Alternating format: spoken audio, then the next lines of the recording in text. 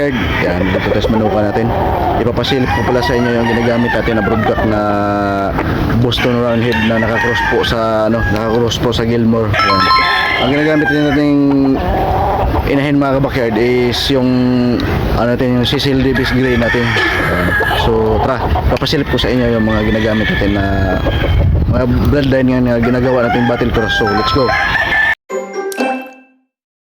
Yun, magandang umaga mga backyard. Ito na yung ginagamit natin. Ito, papasilip ko sa inyo ating Boston Roundhead na naka-cross po ito sa Gilmore hatch natin. Yan, napakaganda. Yan mga backyard, nakapagbigay na sa atin ng tatlong karangalan tong Boston Roundhead natin. Yan. Tapos yung Cecil Davis Gray natin. Yan, napakagandang inahin na straight comb. So ito, napakagandang gold nito.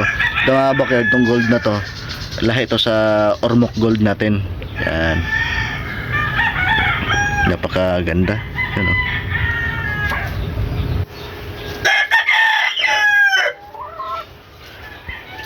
baka next month marami natin mga pasisyo nito mga backyard.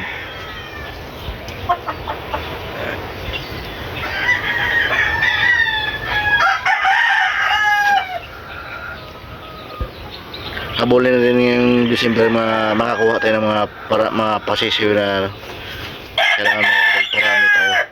Tapos ito yung isa mga backyard. Ayan. Ito naman Street Gilmore yung broodcock natin mga backyard. Street Gilmore yan, napakaganda. Ayan.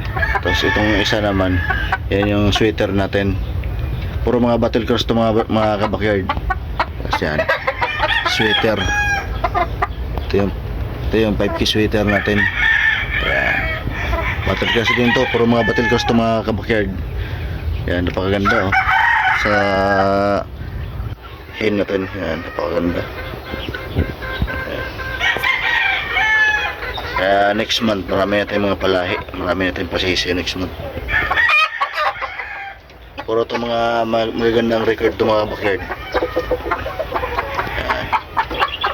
So hanggang dito na mga backyard. Maraming salamat sa mga suporta sa atin. Yan, sa larangan ng sabong.